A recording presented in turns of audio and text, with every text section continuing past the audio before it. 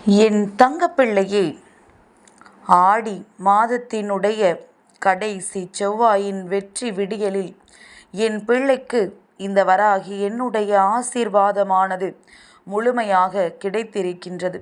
என் பிள்ளையே, இந்த தாயானவள் இன்று உன் இல்லம் தேடி வந்திருக்கின்றேன்.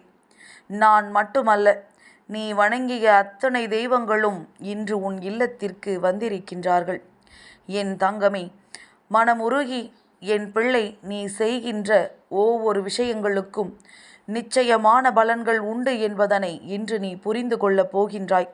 தெய்வம் நமக்கு ஆசிகளை வழங்குகின்றதா இல்லையா என்கின்ற சந்தேகம் உனக்கு இருக்குமானால் இன்று நிச்சயமாக உன்னுடைய அந்த சந்தேகத்திற்கு பதில் கிடைத்துவிடும். உன் வாழ்க்கையில் நடக்கின்ற ஒவ்வொரு விஷயங்களுக்கும் உனக்கு நிச்சயமாக தெளிவு கிடைத்துவிடும். என்ன செய்தாலும் தன் வாழ்க்கை தனக்கு உரியது என்பதனை முதலில் புரிந்து கொண்டு, எவ்வளவு கஷ்டங்கள் வந்தாலும் அதை நாம் தான் சமாளிக்க வேண்டும் என்பதனை நீ தெளிவில் கொண்டு இன்றைய நாளை என் பிள்ளை நீ நல்லபடியாக தொடங்கு. என் குழந்தையே, பொதுவாக சில நாட்கள் தொடங்கும் பொழுது வாழ்க்கை சட்டென்று உனக்கு ஏதாவது ஒரு நல்லதொரு தெளிவை கொடுக்கும். பல குழப்பங்களில் இருந்து கொண்டிருக்கின்ற விஷயங்களுக்கு சட்டென்று ஒரு பதில் உன் ஞானோதயத்தில் தோன்றும். நான் சொல்வது உனக்கு புரிகின்றதா? எத்தனை காலமாகவோ நீ யோசித்து யோசித்து விடை தெரியாமல் நின்று கொண்டிருந்த ஒரு கேள்விக்கு திடீரென்று ஒரு நாளில் நீ விடியலில் எழுந்திருக்கும் பொழுது சட்டென்று ஓம், நாம் இதை இப்படி செய்திருக்கலாமோ என்று தோன்றிவிடும். அந்த நொடியே அந்த பிரச்சனைக்கு முடிவும் பிறந்துவிடும். அதுபோலத்தான் சில விடை தெரியாத பிரச்சனைகளை நினைத்து வருந்தாதே. சட்டென்று உனக்கு தோன்றுகின்ற பதிலில் அந்த பிரச்சனையை காணாமல் போய்விடும்.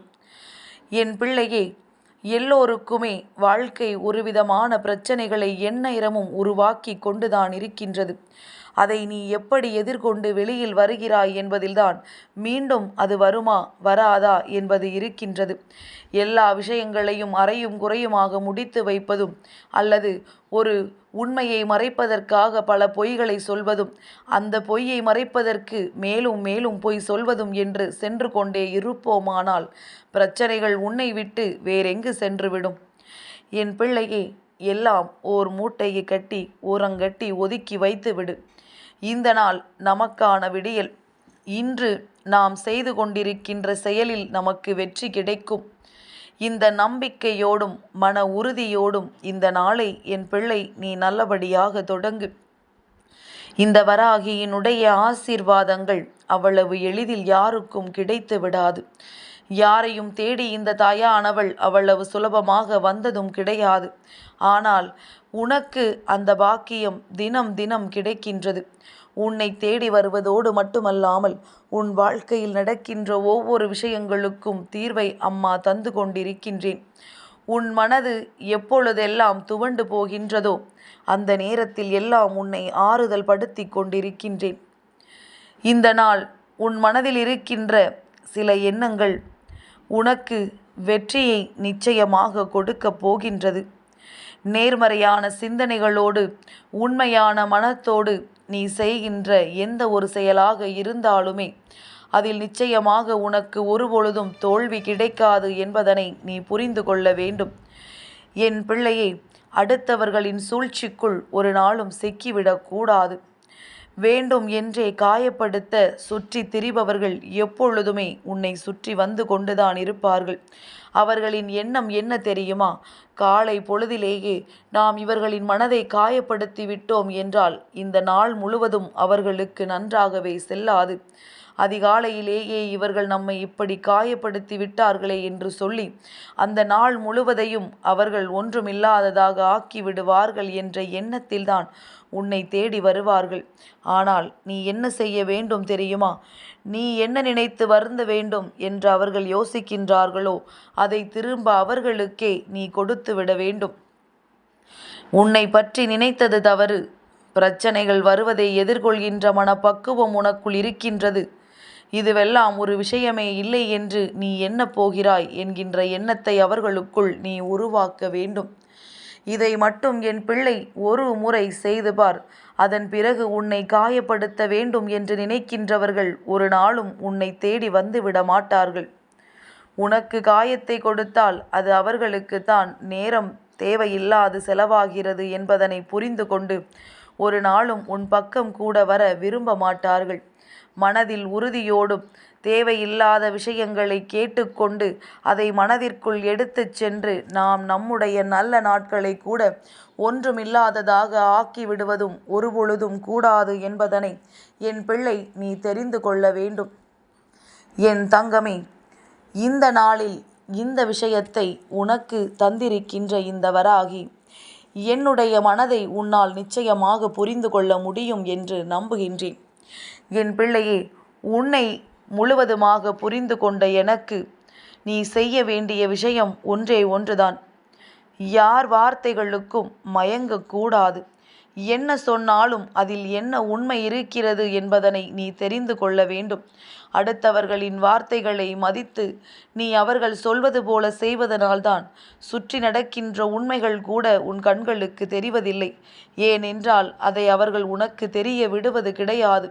உன்னை ஒரு வட்டத்துக்குள்ளேயே வைத்து அவர்களினுடைய தேவைகளை அவர்கள் பூர்த்தி செய்து கொள்ள முயற்சிகள் செய்கின்றார்கள். இது போன்ற மனிதர்களிடத்தில் எந்நாளுமே என் பிள்ளை நீ எப்பொழுது கவனமாக இருக்கின்றாயோ அப்பொழுதுதான் உன் வாழ்க்கையில் நீ நினைத்தது போல எல்லாம் நடக்கும் என்பதனை புரிந்து கொள். காரியத்திற்காகவும் தன்னுடைய தேவைகளுக்காகவும் ஒருவர் இன்னொருவரை பயன்படுத்துகிறார்கள் என்றால் அது இந்த வாழ்க்கையில் ஒரு நாளுமே உனக்கு சரியானது அல்ல என்பதனை புரிந்து கொள். நீயாகவே உன் வாழ்க்கையை கொஞ்சம் கொஞ்சமாக இழந்து கொண்டிருக்கின்றாய். உனக்கான சந்தோஷத்தை பெறாமல் நீ அப்படியே விலகி நிற்கின்றாய் என்பதனை புரிந்து கொண்டு எந்த நேரத்திலும் உனக்கு வெற்றி வேண்டும் என்றால் உன்னுடைய சுயமரியாதையை நீ காப்பாற்றிக் கொள்ள வேண்டும் என்பதனை புரிந்து கொள். என் பிள்ளையே, நான் இப்பொழுது சொல்லும் பொழுது கூட அதிகமாக யோசிக்கத்தான் செய்கின்றாய். அம்மா என்ன சொல்கிறாள் என்று உனக்கு புரியவில்லையா? என் பிள்ளையே, நீ இப்பொழுது பழகி கொண்டிருப்பவர்கள் உன்னை தேவைக்காக பயன்படுத்துகிறார்கள் என்று அம்மா ஆணித்தரமாக சொல்கின்றேன். அவர்களின் நடவடிக்கைகளை சற்று கவனித்து பார். யாரொருவர் அவர்களுக்கு ஒரு கஷ்டம் வந்தவுடன் உன்னை பயன்படுத்தி கொண்டு உனக்கு ஒரு கஷ்டம் என்று சொல்லும் பொழுது அதை செவி கொடுத்து கூட கேட்காமல் இருக்கின்றார்களோ அவர்கள் இந்த வாழ்க்கையில் உனக்கு செய்து கொண்டிருப்பது துரோகம் என்பதனை முதலில் புரிந்து கொண்டு எதுவாக இருந்தாலும் தனித்து நின்று செய்து உன் வாழ்க்கையில் வெற்றியினை பெற வேண்டும் என்கின்ற முனைப்போடு என் பிள்ளை நீ இருந்து கொண்டிரு. ஆடி மாதம் முடிவடைய போகின்ற நேரம் நெருங்கி வருகின்றது. ஆடி மாதத்தினுடைய கடைசி செவ்வாய்க்கிழமையில் நான் உன்னோடு பேசிக்கொண்டிருக்கின்ற இந்த தருணத்திலாவது நீ செய்து கொண்டிருக்கின்ற சில தவறுகளை எல்லாம் திருத்திக் கொண்டு இந்த வாழ்க்கையில் உனக்கு கஷ்டங்களை தர நினைக்கின்ற மனிதர்கள் முன்னிலையில் வாழ்ந்து காட்டி உன்னிடத்தில் நெருங்குவதற்கே யோசிக்க வைக்க வேண்டும். அந்த அளவிற்கு நீ வாழ்க்கையில் உயர்ந்து காட்ட வேண்டும்.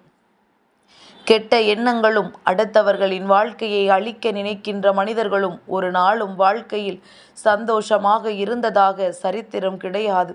சந்தோஷமாக இருந்தது போல நடிக்கத்தான் முடியுமே தவிர அவர்களின் மனசாட்சி சொல்லும் அல்லவா தன்னுடைய நிலை என்னவென்று.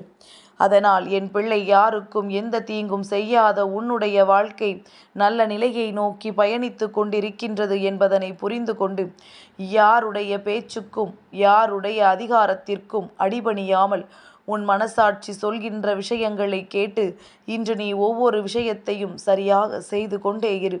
நிச்சயமாக உனக்கான வெற்றியினை உன் கைகளில் சமர்ப்பிக்க வேண்டியது இந்த வராகி என்னுடைய பொறுப்பு.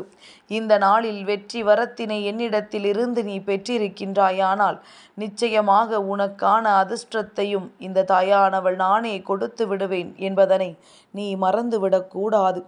நல்ல விடியல் உனக்கு கொடுத்த இறைவனுக்கு நன்றி சொல்லி இந்த நாளில் ஏதாவது ஒரு நல்ல விஷயத்தை செய்ய வேண்டும் என்று எண்ணிக்கொண்டு நிச்சயமாக உன்னிடத்தில் கையேந்தி நின்றவர்களுக்கு ஒருபோதும் இல்லை என்று மறுக்காமல் கொடுத்துவிட்டு நகர்ந்து செல். அவர்கள் என்ன வேண்டுமானாலும் அதை செய்துவிட்டு போகட்டும். உன்னுடைய புண்ணியமும் அவர்களினுடைய கர்மமும் அதில் கிடைக்கும் என்பதனை நீ உணர்ந்தால் போதும். அவர்களுக்கு கர்ம வினைகள் அதிகமாகும். தவறாக பெற்றிருந்தால் நீ எப்படி கொடுத்திருந்தாலும் நல்ல மனதோடு கொடுத்ததற்கு இன்று உனக்கு நல்லதொரு காரியம் நிச்சயமாக நடக்கும். என் தங்கப்பிள்ளைக்கு இந்த வராகி அம்மாவினுடைய ஆசீர்வாதங்கள் எப்பொழுதும் உண்டு.